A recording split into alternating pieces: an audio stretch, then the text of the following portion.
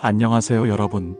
지난 시간에는 유비, 관우, 장빗의 영웅이 황건적과 벌인 치열한 전투를 살펴보았습니다. 하지만 황건적을 진압했다고 해서 후한의 혼란이 끝난 것은 아니었습니다. 오히려 더 큰 폭풍이 궁궐 안에서 시작되고 있었죠. 오늘은 후한 왕조의 운명을 결정지은 권력 투쟁, 바로 십상시의 최후와 하진의 죽음 편을 다룹니다. 환관 집단과 외척 세력 사이의 피비린내 나는 대결, 그리고 한 제국을 붕괴로 이끈 치명적인 실수들을 만나보시겠습니다. 과연 누가 이 권력 게임에서 승리할 수 있었을까요? 아니, 승자는 정말 있었을까요? 삼국시대 대혼란의 직접적 도화선이 된 이 사건 속으로 함께 들어가 보시죠. 구독과 좋아요 부탁드립니다. 서기 189년 봄, 후한 제국의 수도 낙양에 비보가 전해졌습니다. 황제 유갱, 즉 영제가 34세의 나이로 붕어한 것이죠. 영제는 22년간 재위하며 후한 왕조의 마지막 안정기를 이끌었던 인물이었습니다. 비록 환관들을 총애하고 관직을 매매하는 등 여러 문제가 있었지만 그래도 황제로서의 권위만큼은 유지하고 있었습니다. 그런데 그가 세상을 떠나자 권력의 공백이 생겼습니다. 누가 이 거대한 제국을 이끌 것인가? 왕위 계승 문제가 급부상했죠.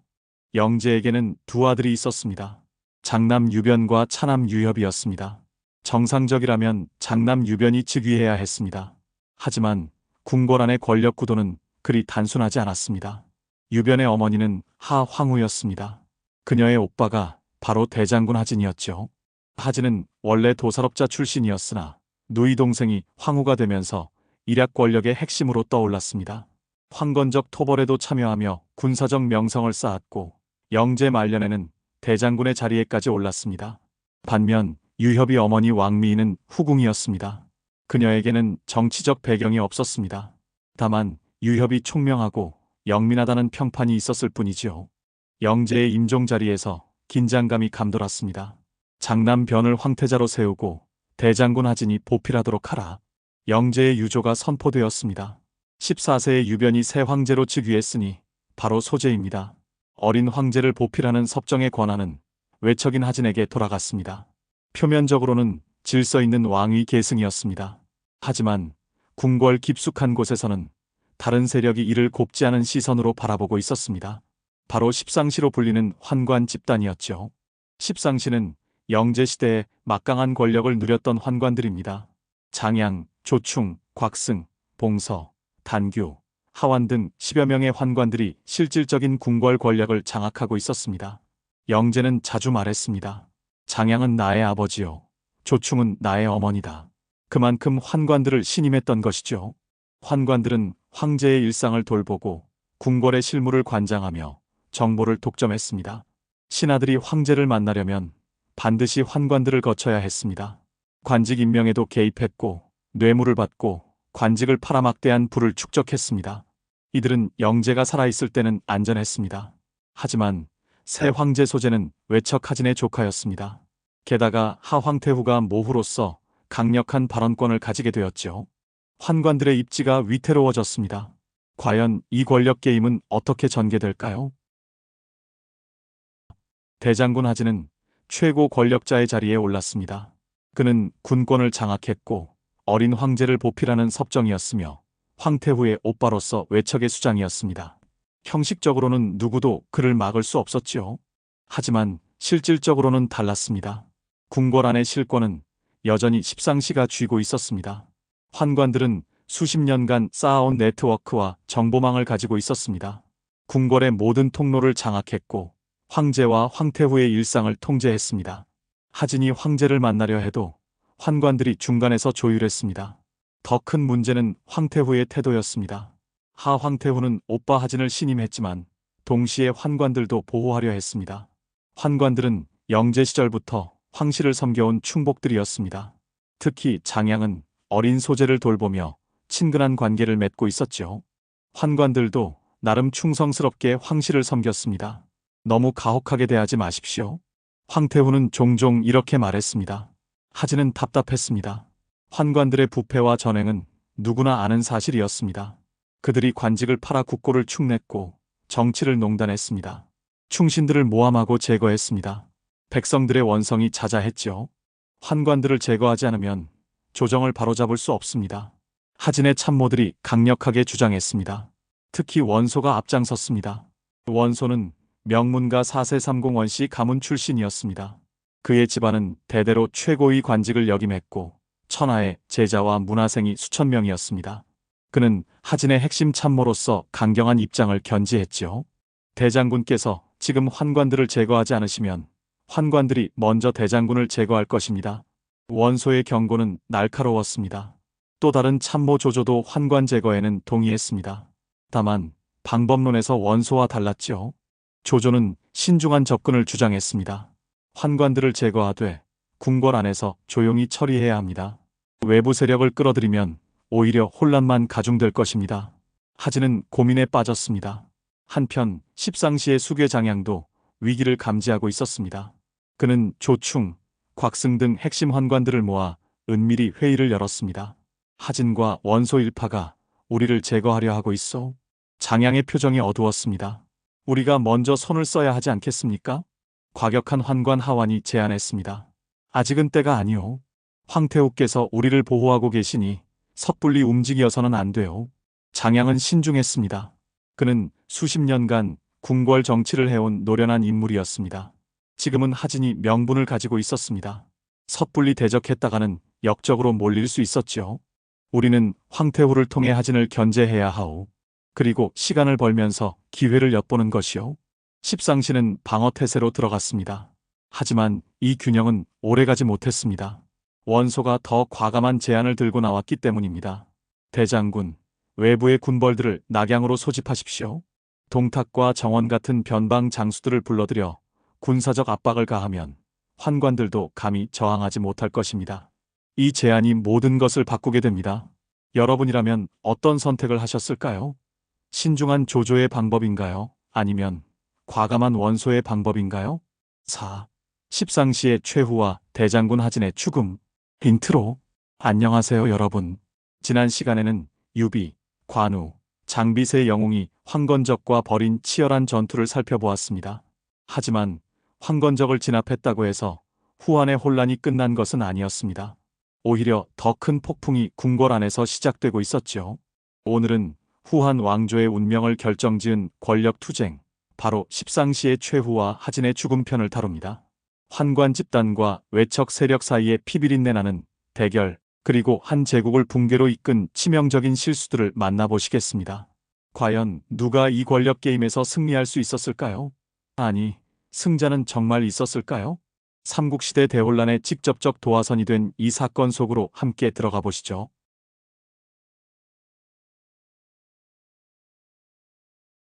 시퀀스 1. 영제의 죽음과 권력 공백. 서기 189년 봄, 후한 제국의 수도 낙양에 비보가 전해졌습니다. 황제 유갱, 즉 영제가 34세의 나이로 붕어한 것이죠. 영제는 22년간 재위하며 후한 왕조의 마지막 안정기를 이끌었던 인물이었습니다. 비록 환관들을 총애하고 관직을 매매하는 등 여러 문제가 있었지만 그래도 황제로서의 권위만큼은 유지하고 있었습니다. 그런데 그가 세상을 떠나자 권력의 공백이 생겼습니다. 누가 이 거대한 제국을 이끌 것인가? 왕위 계승 문제가 급부상했죠. 영제에게는 두 아들이 있었습니다. 장남 유변과 차남 유협이었습니다. 정상적이라면 장남 유변이 즉위해야 했습니다. 하지만 궁궐 안의 권력 구도는 그리 단순하지 않았습니다. 유변의 어머니는 하황후였습니다. 그녀의 오빠가 바로 대장군 하진이었죠. 하진은 원래 도살업자 출신이었으나 누이 동생이 황후가 되면서 일약 권력의 핵심으로 떠올랐습니다. 황건적 토벌에도 참여하며 군사적 명성을 쌓았고 영제 말년에는 대장군의 자리에까지 올랐습니다. 반면 유협의 어머니 왕미인은 후궁이었습니다. 그녀에게는 정치적 배경이 없었습니다. 다만 유협이 총명하고 영민하다는 평판이 있었을 뿐이지요. 영제의 임종 자리에서 긴장감이 감돌았습니다. 장남 변을 황태자로 세우고 대장군 하진이 보필하도록 하라. 영제의 유조가 선포되었습니다. 14세의 유변이 새 황제로 즉위했으니 바로 소재입니다. 어린 황제를 보필하는 섭정의 권한은 외척인 하진에게 돌아갔습니다. 표면적으로는 질서 있는 왕위 계승이었습니다. 하지만 궁궐 깊숙한 곳에서는 다른 세력이 이를 곱지 않은 시선으로 바라보고 있었습니다. 바로 십상시로 불리는 환관 집단이었죠. 십상시는 영제시대에 막강한 권력을 누렸던 환관들입니다.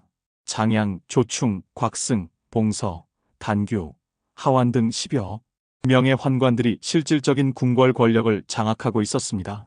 영제는 장양을 아버지처럼, 조충을 어머니처럼 여긴다고 공공연히 말할 정도로 환관들을 신임했습니다. 환관들은 황제의 일상을 돌보고 궁궐의 실무를 관장하며 정보를 독점했습니다. 신하들이 황제를 만나려면 반드시 환관들을 거쳐야 했습니다. 관직 임명에도 개입했고 뇌물을 받고 관직을 팔아막대한 부를 축적했습니다. 이들은 영제가 살아있을 때는 안전했습니다. 하지만 새 황제 소제는 외척하진의 조카였습니다. 게다가 하황태후가 모후로서 강력한 발언권을 가지게 되었죠. 환관들의 입지가 위태로워졌습니다. 과연 이 권력 게임은 어떻게 전개될까요? 대장군 하진은 최고 권력자의 자리에 올랐습니다. 그는 군권을 장악했고 어린 황제를 보필하는 섭정이었으며 황태후의 오빠로서 외척의 수장이었습니다. 형식적으로는 누구도 그를 막을 수 없었지요. 하지만 실질적으로는 달랐습니다. 궁궐 안의 실권은 여전히 십상시가 쥐고 있었습니다. 환관들은 수십 년간 쌓아온 네트워크와 정보망을 가지고 있었습니다. 궁궐의 모든 통로를 장악했고 황제와 황태후의 일상을 통제했습니다. 하진이 황제를 만나려 해도 환관들이 중간에서 조율했습니다. 더 큰 문제는 황태후의 태도였습니다. 하 황태후는 오빠 하진을 신임했지만 동시에 환관들도 보호하려 했습니다.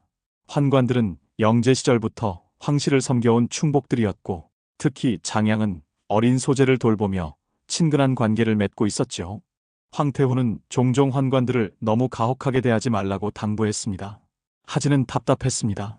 환관들의 부패와 전횡은 누구나 아는 사실이었습니다. 그들이 관직을 팔아 국고를 축냈고 정치를 농단했습니다.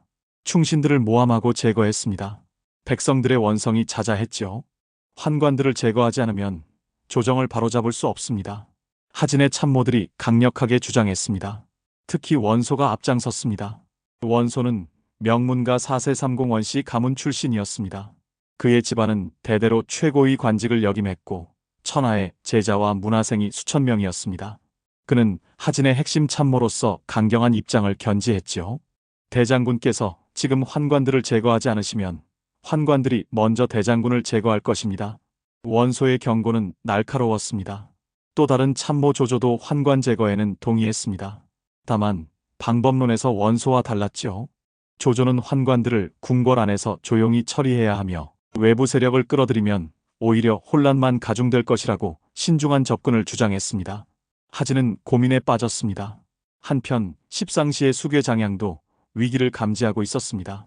그는 조충, 곽승 등 핵심 환관들을 모아 은밀히 회의를 열었습니다. 장양은 하진과 원소 일파가 자신들을 제거하려 한다는 것을 알고 있었죠. 일부 과격한 환관들은 선제 공격을 제안했지만 장양은 신중했습니다. 그는 수십 년간 궁궐 정치를 해온 노련한 인물이었습니다. 지금은 하진이 명분을 가지고 있었기에 섣불리 움직였다가는 역적으로 몰릴 수 있었죠. 장양은 황태후를 통해 하진을 견제하면서 시간을 벌어 기회를 엿보기로 했습니다. 하지만 이 균형은 오래가지 못했습니다. 원소가 더 과감한 제안을 들고 나왔기 때문입니다. 대장군, 외부의 군벌들을 낙양으로 소집하십시오. 동탁과 정원 같은 변방 장수들을 불러들여 군사적 압박을 가하면 환관들도 감히 저항하지 못할 것입니다. 이 제안이 모든 것을 바꾸게 됩니다. 여러분이라면 어떤 선택을 하셨을까요? 신중한 조조의 방법인가요? 아니면 과감한 원소의 방법인가요? 원소의 제안은 표면적으로는 합리적으로 들렸습니다. 환관들이 궁궐 안에서 권력을 휘두를 수 있는 것은 황궁의 경비와 내부 구조를 장악하고 있기 때문인데 외부에서 대군이 압박한다면 상황이 달라진다는 논리였습니다. 동탁은 서쪽 변방에서 강병을 이끌고 있고 정원은 북쪽 병주에서 군사를 통솔하고 있었습니다. 이들을 낙양으로 소집하면 수만 대군이 도성을 에워싸게 되고 그 위압 속에서 환관들이 감히 저항할 수 없다는 것이었죠. 듣고 보니 일리가 있어 보였습니다.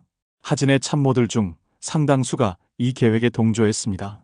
특히 젊고 혈기왕성한 무장들은 환관들을 당장이라도 쓸어버리고 싶어 했죠. 하지만 조조는 강력하게 반대했습니다.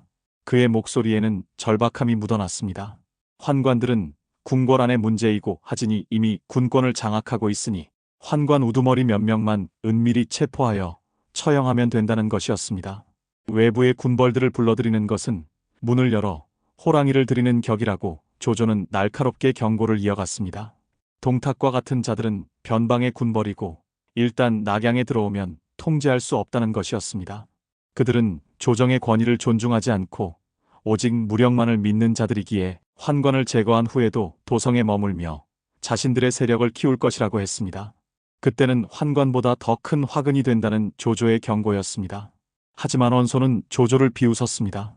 환관을 제거한 후에 군벌들을 돌려보내면 그만이고 조정의 명의로 명령하는데 누가 감히 불복하겠느냐는 것이었습니다. 원소는 명문가 출신답게 자신의 권위를 과신했습니다. 원씨 가문의 영향력이면 충분히 군벌들을 통제할 수 있다고 믿었죠. 더구나 동탁과 정원은 서로 견제할 것이니 한 사람이 독주하는 일도 없을 것이라고 덧붙였습니다. 하진은 두 참모 사이에서 갈등했습니다. 솔직히 하진은 우유부단한 성격이었습니다. 도살업자 출신으로 황제의 외척이 되어 권력을 잡았지만 정치적 식견이나 결단력은 부족했습니다. 그는 환관들을 제거하고 싶었지만 황태후의 눈치도 봐야 했고 실제로 어떻게 해야 할지 명확한 계획이 없었습니다. 원소의 제안은 그에게 간단한 해결책처럼 보였습니다. 서기 189년 여름, 하진은 마침내 원소의 계획대로 하기로 결정했습니다. 낙양에서 멀리 떨어진 변방의 군벌들에게 조서가 날아갔습니다.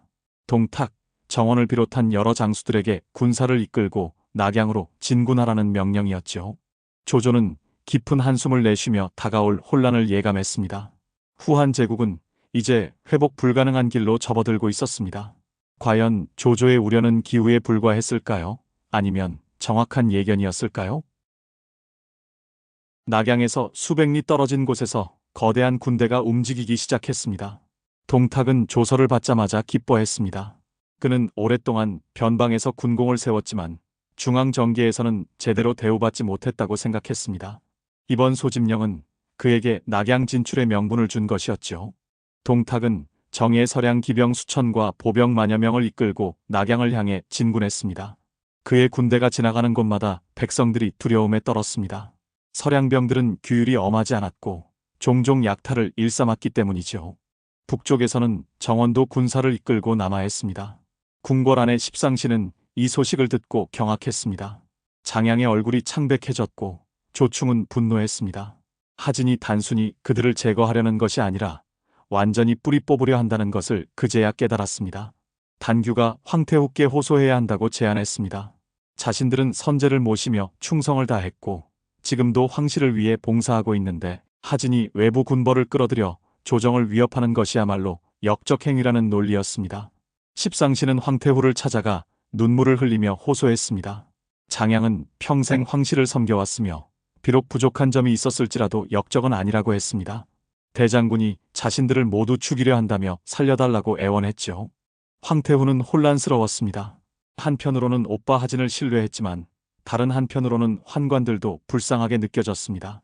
환관들은 영제 시절부터 황실을 섬겨왔고 어린 소재도 환관들에게 정이 들어 있었습니다. 황태후는 환관들을 진정시킨 후 하진을 불렀습니다. 황태후가 외부 군대 소집이 사실이냐고 묻자 하진은 환관들의 전횡을 끝내기 위해서는 강력한 조치가 필요하다고 답했습니다. 황태후는 동탁 같은 자들은 위험한 인물이며 조정을 어지럽힐 수 있다고 우려했지만 하진은 자신만만하게 환관을 제거한 후 즉시 돌려보내겠다고 말했습니다. 황태후의 설득으로 하진은 실행을 조금 미루게 됩니다. 환관들에게도 자수할 기회를 주어야 한다는 것이었죠. 이 짧은 지연이 십상시에게 마지막 기회를 주었습니다. 장양과 조충, 단규는 비밀 회의를 열었습니다. 더 이상 기다릴 수 없으니 하진을 제거해야 한다는 결론에 도달했죠. 환관들은 치밀한 계획을 세웠습니다. 하진을 궁궐 안으로 유인해야 했습니다. 밖에서는 그의 군대가 있지만 궁궐 안은 환관들의 영역이었기 때문입니다. 며칠 후 황태후의 이름으로 조서가 내려왔습니다. 대장군 하진은 궁궐로 입궐하여 국사를 논하라는 명령이었습니다. 하진은 조서를 받고 의심하지 않았습니다. 황태후가 부른 것이니 위험할 리 없다고 생각했죠. 원소가 조심하라고, 환관들의 함정일 수 있다고 경고했지만 하진은 황태후께서 부르시는데 무슨 함정이 있겠느냐며 원소의 경고를 무시했습니다.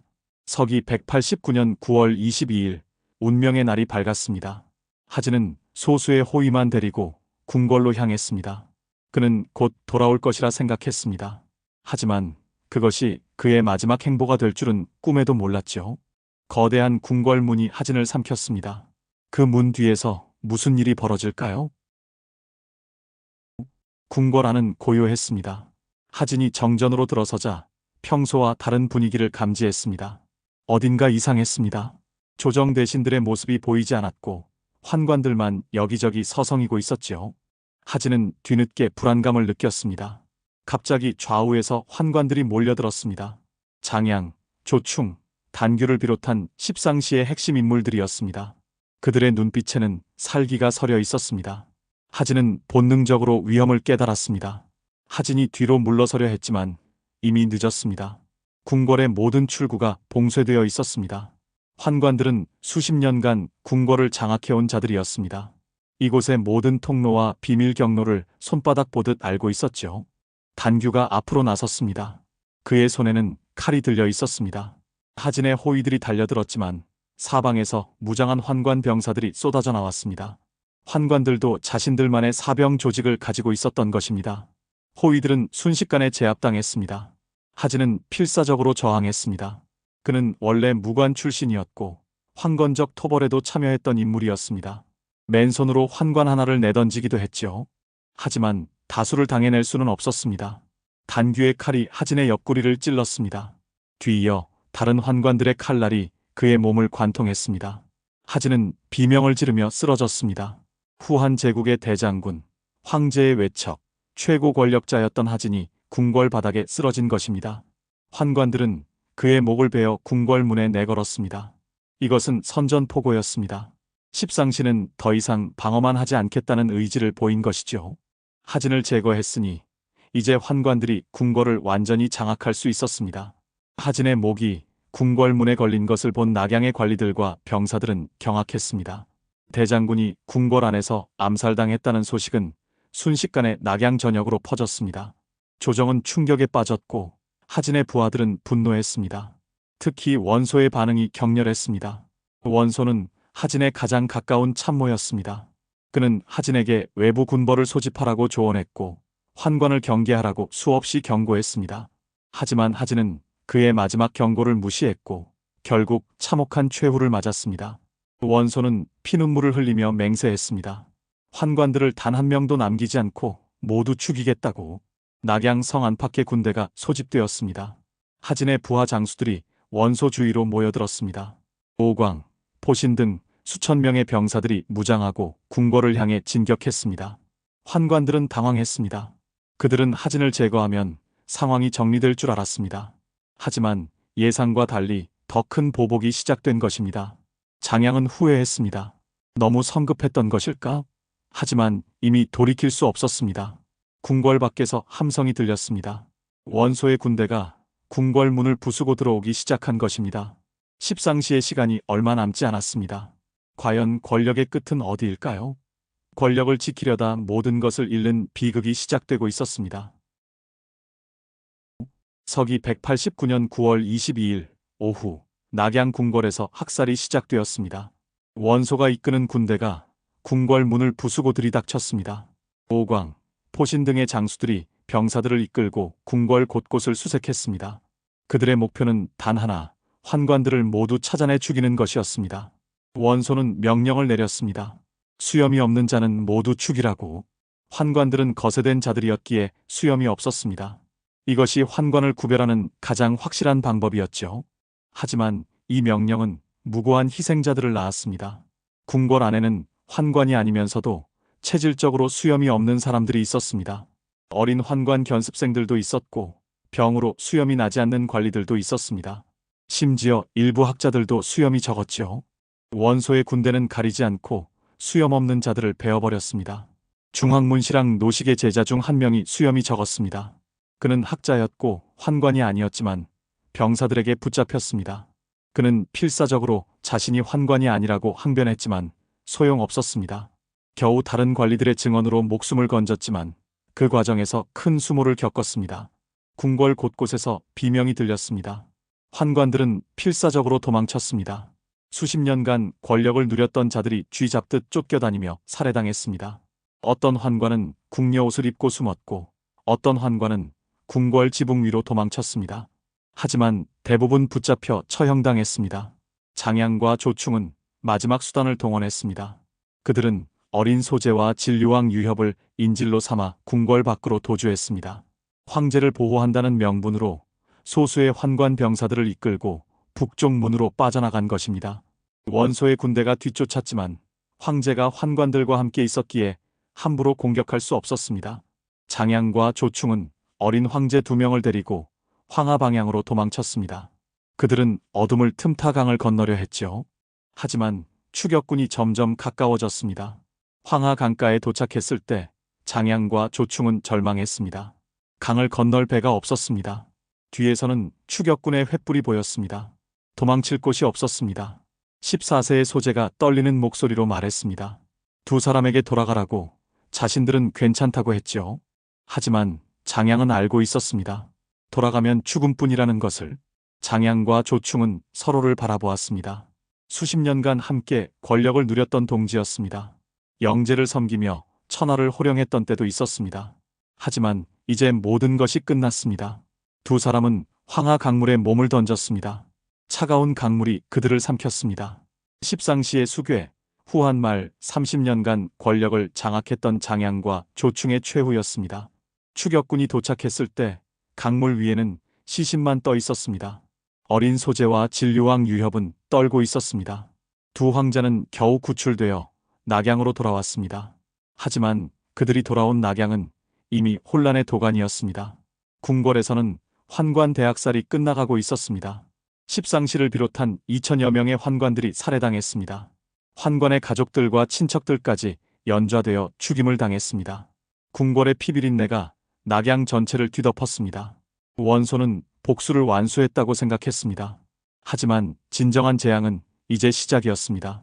하진이 소집한 외부 군벌들이 낙양을 향해 다가오고 있었기 때문입니다. 특히 서쪽에서 동탁의 군대가 빠르게 진군하고 있었죠. 조조의 경고가 현실이 되고 있었습니다. 문을 열어 호랑이를 들였고 이제 그 호랑이가 성 안으로 들어오고 있었습니다.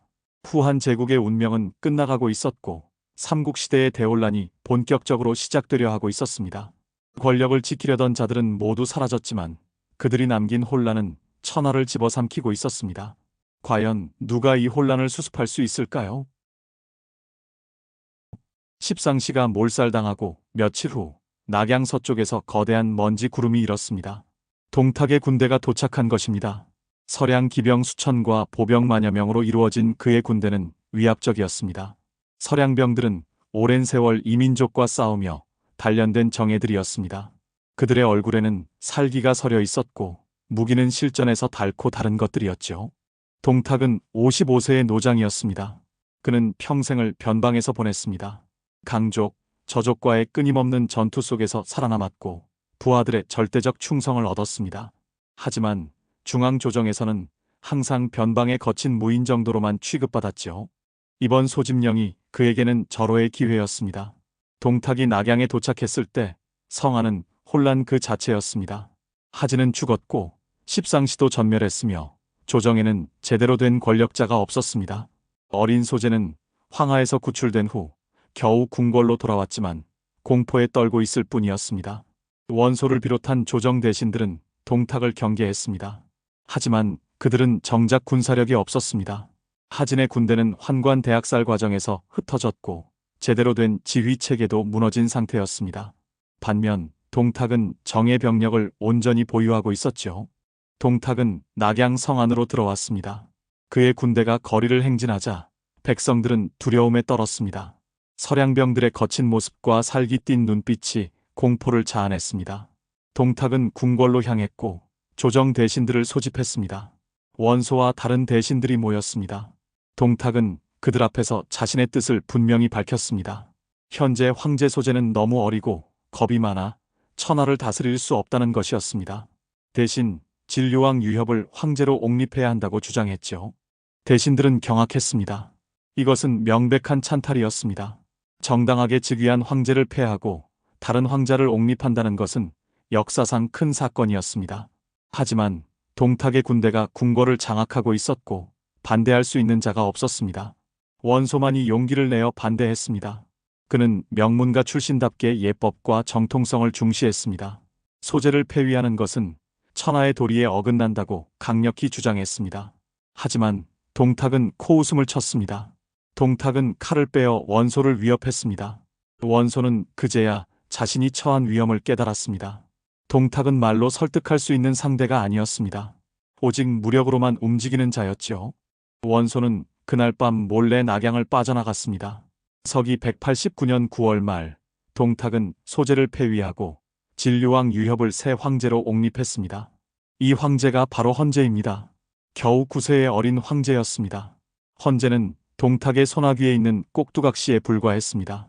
동탁은 스스로 삼국의 지위에 올라 모든 권력을 장악했습니다. 조조의 예언이 정확히 들어맞았습니다. 외부 군벌을 낙양으로 불러들인 결과 그 군벌이 제국을 장악해버린 것입니다.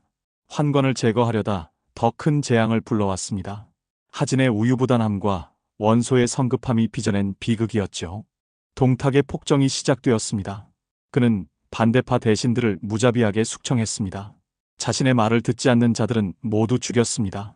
낙양거리에는 시체가 널려 있었고 백성들은 공포에 떨었습니다. 동탁의 군대는 낙양을 약탈했습니다. 서량병들은 귀족과 부유한 상인들의 재산을 빼앗았고 반항하는 자들을 살해했습니다. 수도 낙양이 전쟁터처럼 변해버렸죠. 후한 제국은 사실상 끝났습니다. 명목상 황제는 존재했지만 실권은 동탁이 쥐고 있었습니다. 조정의 권위는 땅에 떨어졌고 각지의 군벌들은 더 이상 중앙의 명령을 따르지 않았습니다. 천하가 분열되기 시작한 것입니다.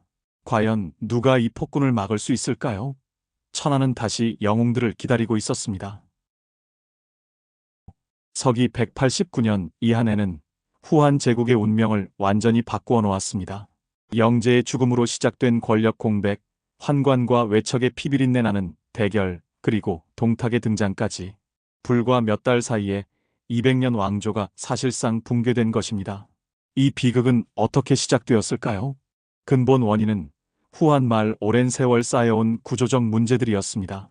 환관의 전횡, 외척의 바로, 지방 군벌의 성장, 백성들의 고통, 이 모든 문제가 영제 사후 한꺼번에 폭발한 것이죠.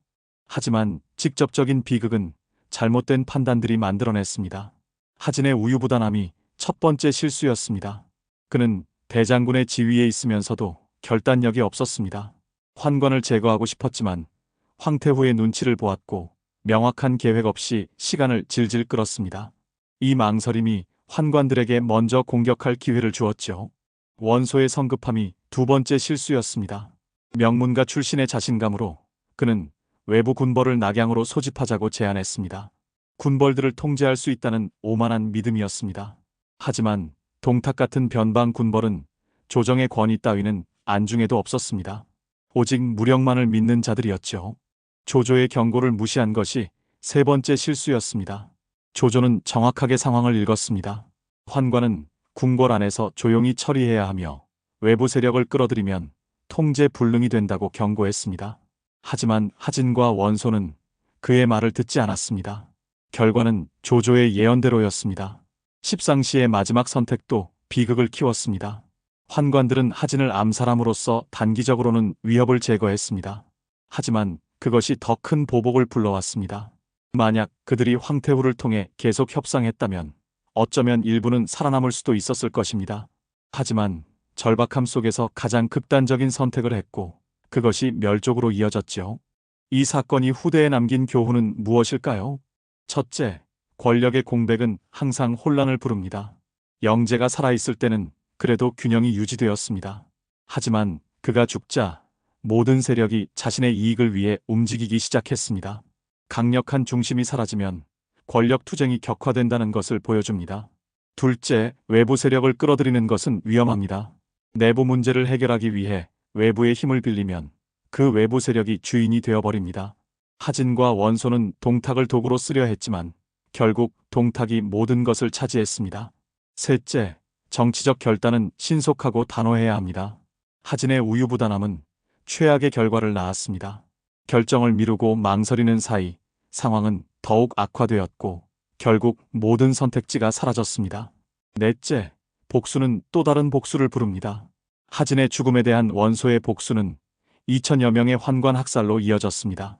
이 피해 보복은 낙양을 혼란에 빠뜨렸고 동탁이 개입할 빌미를 주었습니다.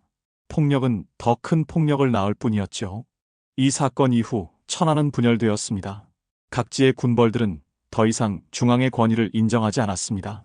동탁의 폭정에 반발하여 전국 각지에서 군벌들이 일어섰습니다. 바로 반동탁 연합군의 결성이었죠. 원소는 낙양을 탈출한 후 발해로 가서 군대를 모았습니다. 조조는 진류에서 의병을 일으켰습니다. 각지의 자사와 태수들이 호응했습니다. 강동의 손견, 서주의 도겸, 기주의 한복 등이 군대를 일으켰죠. 18제 후 연합군이라 불리는 대군이 결성되었습니다. 천하가 동탁 하나를 치기 위해 연합한 것입니다. 하지만 이 연합은 과연 성공할 수 있을까요? 각자의 속셈을 가진 군벌들이 진정으로 협력할 수 있을까요? 그리고 유비, 관우, 장비 세 형제는 이 대혼란 속에서 어떤 길을 걷게 될까요? 권력의 정점에서 추락한 자들, 혼란 속에서 떠오르는 새로운 영웅들. 십상시의 최후와 하진의 죽음은 삼국시대 대혼란의 시작이었습니다. 이제 천하는 새로운 주인을 기다리고 있었습니다. 다음 시간에는 동탁의 폭정과 그에 맞서는 영웅들의 이야기를 다루겠습니다. 동탁은 과연 어떤 인물이었을까요? 그리고 그를 막을 수 있는 자는 누구였을까요? 다음 이야기가 궁금하다면 채널을 구독하고 좋아요를 눌러주세요.